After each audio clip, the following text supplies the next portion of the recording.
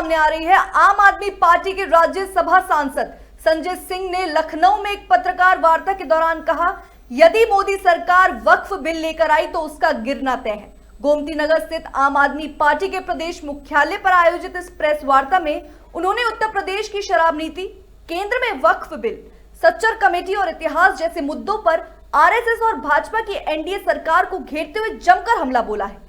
संजय सिंह ने कहा कि एक तरफ बीजेपी सौगातें मोदी बांट रही है, वहीं दूसरी तरफ बीजेपी के लोग रोजा इफ्तार में भाग ले रहे हैं, लेकिन वो कहते हैं कि हम नमाज नहीं पढ़ेंगे। ये सरकार का कैसा दोहरा चरित्र है। उन्होंने ये भी कहा कि देश में कोई भी त्योहार आते ही अनावश्यक रूप से नया विवाद खड़ा हो जाता है और उत्तर प्रदेश अब विवादों का प्रदेश बनकर रह गया है।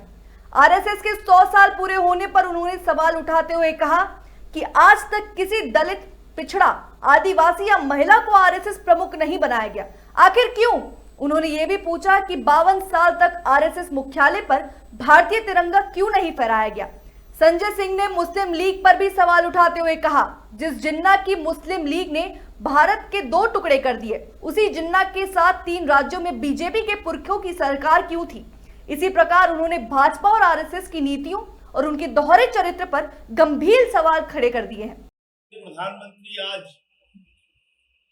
आरएसएस के मुख्यालय नागपुर गए।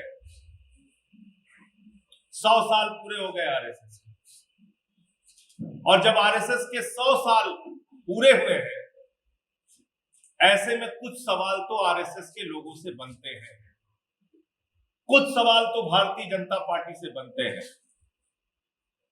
कुछ सवाल तो बीजेपी के नेताओं से बनते हैं। और मेरा पहला सवाल यह है कि 100 साल हो गए आरएसएस को, आरएसएस का एक भी प्रमुख दलित, पिछड़ा, आदिवासी या महिला अब तक क्यों नहीं बना? एक भी प्रमुख आरएसएस का दलित, पिछड़ा, आदिवासी या महिला क्यों नहीं बना? इसका जवाब आरएसएस को देना चाहिए। 52 साल तक भारत की आन बान और शान, हमारा तिरंगा झंडा आरएसएस के मुख्यालय पर क्यों नहीं फहराया गया?